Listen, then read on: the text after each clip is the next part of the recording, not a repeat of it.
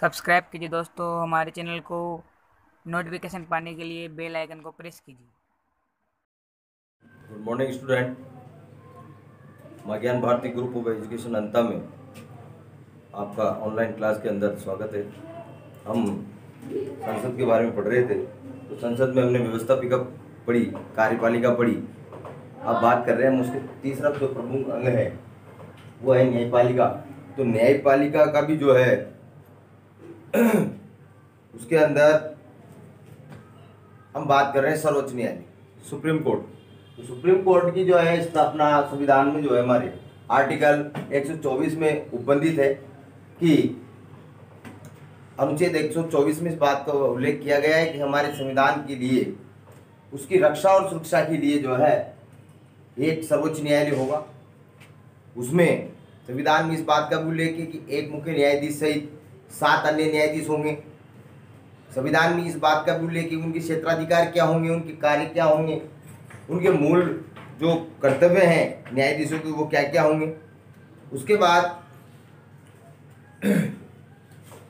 बाद सेवा शर्त, उनका कार्यकाल, सब चीज़ें इसके अंदर उल्लिखित है। उसके बाद बात आती है 2008 के अंदर अभी संविधान में कुछ संशोधन किया, तो उसमें बताया कि एक मुख्य न्यायाधीश सहित 31 अन्य न्यायाधीश होंगे। इसमें दिया हुआ है मुख्य न्यायाधीशों सहित न्यायाधीशों की संख्या अब बढ़ाकर कितनी कर दी गई है, 31। अब एक मुख्य न्यायाधीश सहित अन्य न्यायाधीशों की संख्या जो है 31 कर दी गई है। और मूल संविधान में एक मुख्य न्यायाधीश सहित 7 अन्य न्यायाधीश रखे गए। आगे हम बात कर रहे हैं भारत के प्रमुख न्यायाधीश की नियुक्ति के संबंध में राष्ट्रपति सर्वोच्च न्यायालय अथवा उच्च न्यायालय के ऐसा न्यायाधीशों से क्या करता है, परामर्श करता है। और जब उनका जो है नियुक्ति होती है सर्वोच्च न्यायालय के न्यायाधीश की, तो वो कॉर्नेलियम प्रणाली के आधार पर होती है, मतलब वरिष्ठता के आधार पर। कॉर्नेलियम प्रणाली से तात्पर्य है वरिष्ठता के क्रम के आधार पर। इसमें दिया हुआ है जिनसे ये इस संबंध में परामर्श लेना आवश्यक समझता है। वर्तमान में सर्वोच्च न्यायालय और उच्च न्यायालय में न्यायाधीशों की नियुक्ति कॉर्नेलियम व्यवस्था से की गई है, जिसके अनुसार सर्वोच्च न्यायालय के मुख्य न्यायाधीश और 4 वरिष्ठतम न्यायाधीशों का एक समूह राष्ट्रपति को क्या करता है, नाम प्रस्तावित करता है। वो राष्ट्रपति इन्हीं नामों की क्या करते हैं, न्यायाधीशों की नियुक्ति करते हैं। कौन करता है, राष्ट्रपति महोदय। अब बात आती है कि न्यायाधीशों की क्या क्या योग्यता होनी चाहिए। तो इसमें दिया हुआ है सर्वोच्च न्यायालय के न्यायाधीशों में इस प्रकार की योग्यता होनी चाहिए कि पहली चीज तो वो भारत का नागरिक हो, ठीक है, और वो किसी उच्च न्यायालय अथवा 2 या 2 से अधिक न्यायालयों में लगातार कम से कम 5 वर्ष तक न्यायाधीश के रूप में कार्य कर चुका हो। कहने का मतलब कि वो 5 वर्ष तक क्या रह चुका हो, मतलब जैसे सर्वोच्च न्यायालय का मुख्य न्यायाधीश बनना है तो अन्य न्यायाधीश के पद पर किसी भी, मतलब सर्वोच्च न्यायालय के किसी भी बेंच पर वो अन्य न्यायाधीश के पद पर 5 वर्ष तक कार्य किया हो, या फिर हाई कोर्ट्स के अंदर उसने मुख्य न्यायाधीश के पद पर 5 वर्ष का कार्य किया हो। और दूसरी कंडीशन में अगर हम बात करते हैं उसके लिए जो योग्यता का मापदंड दिया हुआ है, उसके अंदर कहा गया है कि 10 वर्ष तक कम से कम किसी भी हाई कोर्ट्स के अंदर वो अधिवक्ता के रूप में उसने कार्य किया हो। तो इसमें दिया हुआ है किसी उच्च न्यायालय या न्यायालयों में लगातार 10 वर्ष तक अधिवक्ता रह चुका, ठीक है। इसके बाद राष्ट्रपति की दृष्टि में वो क्या हो, कानूनविद हो, मतलब कानूनी का संवैधानिक ढांचे का, उससे मूलभूत तथ्यों का उसको क्या हो, ज्ञान हो, तब जाके वो मुख्य न्यायाधीश के पद पर आसीन हो सकता है, बैठ सकता है।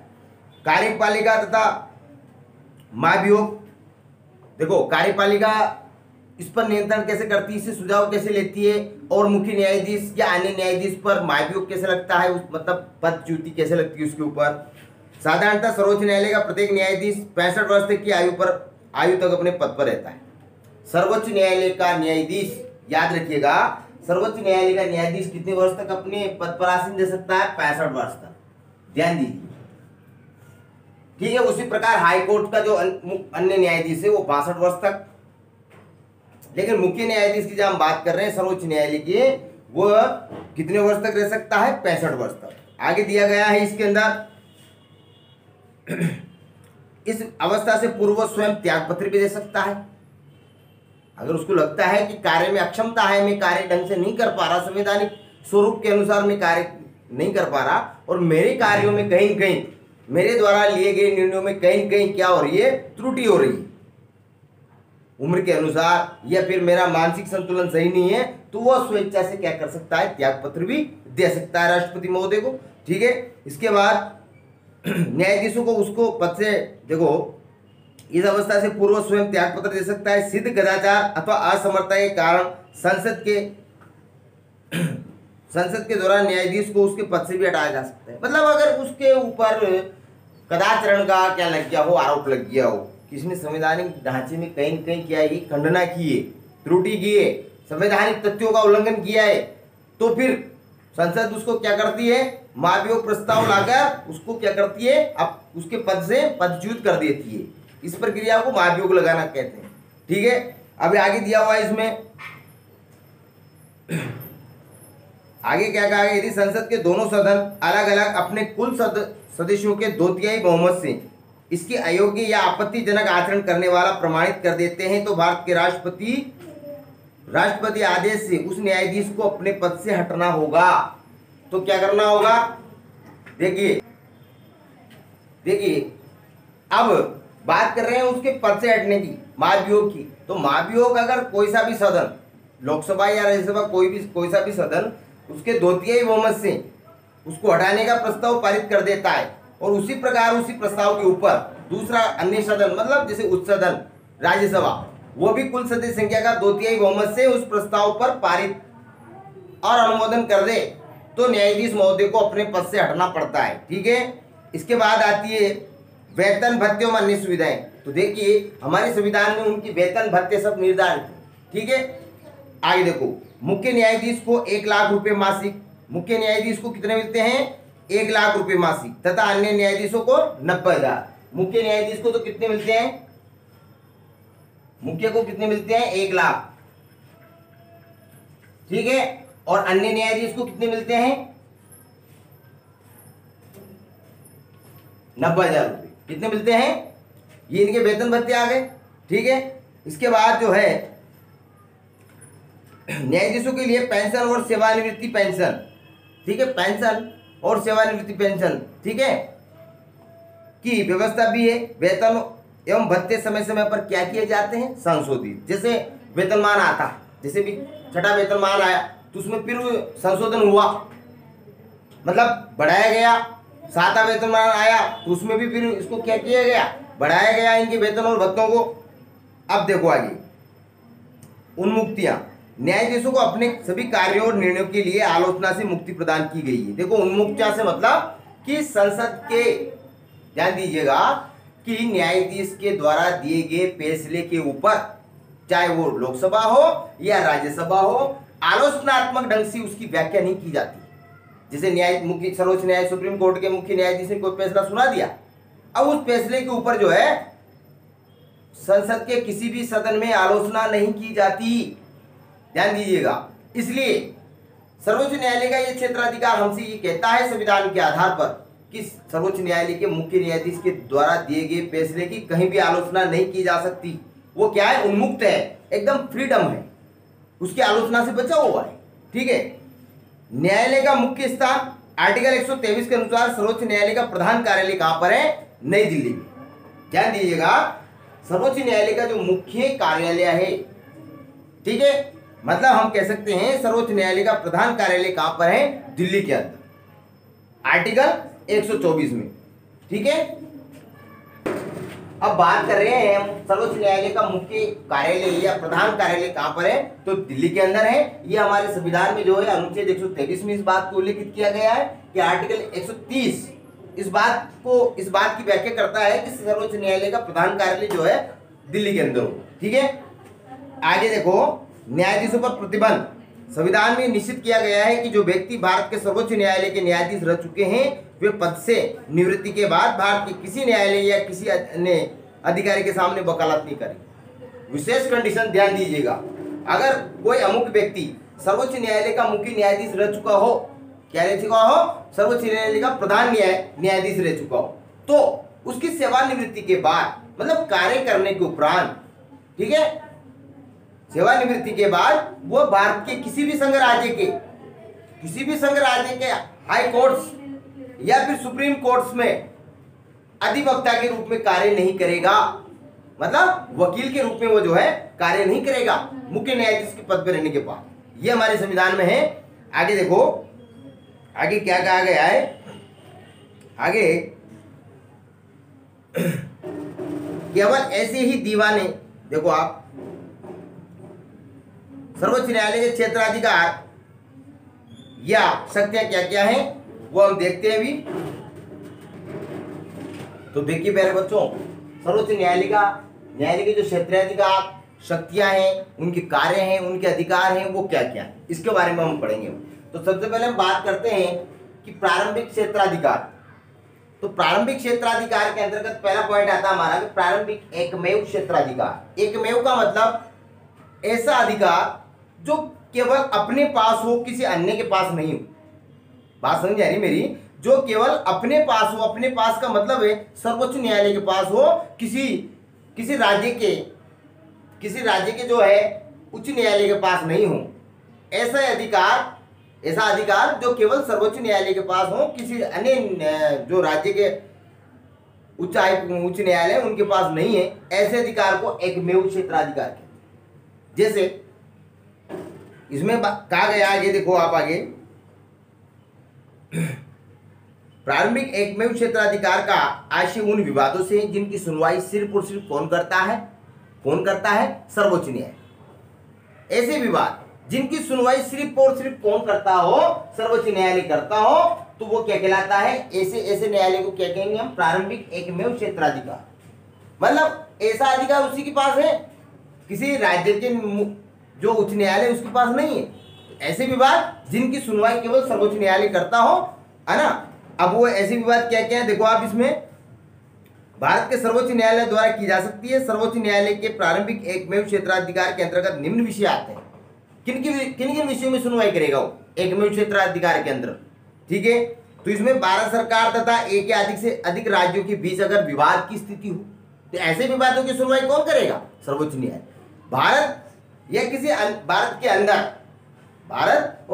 अंदर कोई सा भी राज्य, भारत सरकार और किसी अन्य राज्य की सरकार के बीच में क्या हो? आपसी विवाद हो, तो ऐसे विवाद की सुनवाई सिर्फ और सिर्फ कौन करेगा? सर्वोच्च न्यायालय। तो उसके ऐसे अधिकार को, किसके ऐसे अधिकार को?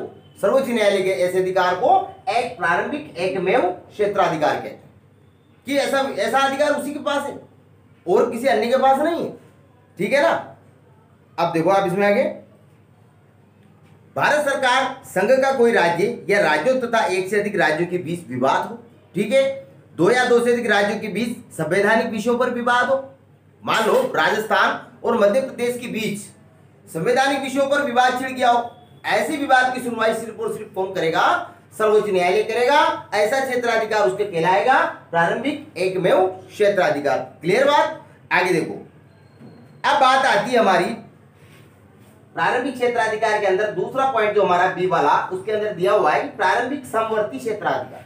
समवर्ती का मतलब ऐसे विवाद, समवर्ती क्षेत्राधिकार से तात्पर्य एकमेव का तो मतलब स्वयं हो गया, ठीक है, और समवर्ती का मतलब ऐसा विवाद जिसकी सुनवाई सर्वोच्च न्यायालय भी कर सकता हो और किसी अन्य राज्य का जो उच्च न्यायालय है वहां पर भी ऐसे विवाद की सुनवाई हो सकती हो। ठीक है, जैसे उदाहरण के तौर पे मैं आपको बताऊं, मौलिक अधिकार है कि नहीं? मौलिक अधिकार है ना। जिन मौलिक अधिकार कहां से लिए हमने? अमेरिका से। कहां से लिए? हमारे संविधान के ढांचे में अमेरिका से लिए।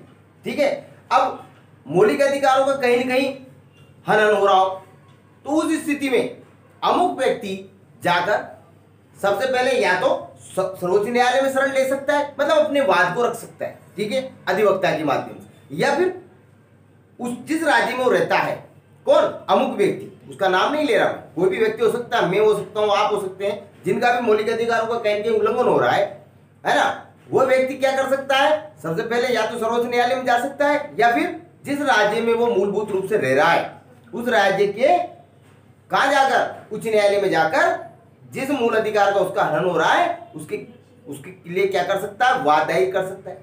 तो ऐसे विवाद जिनकी सुनवाई सर्वोच्च न्यायालय या किसी भी राज्य के उच्च न्यायालय में की जाती हो, प्रारंभिक समवर्ती क्षेत्राधिकार है कि नहीं? राज्य के अंदर हो रहा है मूल अधिकारों का हनन, तो राज्य अगर हाई कोर्ट में नहीं किए, वो आप उसके पास चला गया सर्वोच्च न्यायालय के पास, तब भी वो सुनेगा। तो इसमें कहा गया है, देखो आप, संविधान द्वारा प्रदत्त मौलिक अधिकारों को लागू करने के संबंध में सर्वोच्च न्यायालय के साथ साथ उच्च न्यायालयों को भी अधिकार प्रदान किया गया है। किया गया नहीं किया गया? अधिकार प्रदान किया गया है। अतः मौलिक अधिकारों के उल्लंघन से संबंधित जो विवाद है वो चाहे तो पहले किसी राज्य के उच्च न्यायालय में और चाहे तो सीधे सर्वोच्च न्यायालय में उपस्थित किए जा सकते हैं। ये बताया मैंने आपको, पहले कहीं भी रख सकता है। ठीक है, अब बात करते हैं हम अपीलीय क्षेत्राधिकार की। क्या करते हैं? देखिए, सर्वोच्च न्यायालय के क्षेत्राधिकार में बात आती है दूसरे पॉइंट की कि अपीलीय क्षेत्राधिकार। तो अपीलीय क्षेत्राधिकार किसे कहेंगे? देखो, सबसे बड़ी बात, अंतिम अपीलीय न्यायालय है कौन? सर्वोच्च न्यायालय। मान लो हमने सबसे पहले, चाहे दीवानी हो या फौजदारी, किसी भी प्रकार का विवाद हो, हम पहले हमारे जो जिला न्यायालय हैं उनमें जाकर वाद दायर करते हैं। अगर हमारा वाद यहाँ पर हार जाता है, या हम यूँ मान के चले हमारे अधिवक्ता की बात सुनी जाती है लेकिन फिर भी हमारे पक्ष को नहीं समझा जाता और हम हार जाते हैं हमारे वाद, फिर हम राजस्थान के उच्च न्यायालय में जाकर हम वाद प्रस्तुत करते हैं, वहां भी हमारे पक्ष को नहीं सुना जाता, तो फिर अंतिम जो अपीलीय न्यायालय है वो क्या है? सर्वोच्च न्यायालय। अंतिम जो अपीलीय न्यायालय है, आर्टिकल 129 में इस बात को उल्लेखित किया गया है कि हमारा जो है अंतिम अपीलीय न्यायालय कहां पर है? सर्वोच्च न्यायालय, और जो नई दिल्ली में स्थित है कि नहीं? बात समझ आ रही है ना?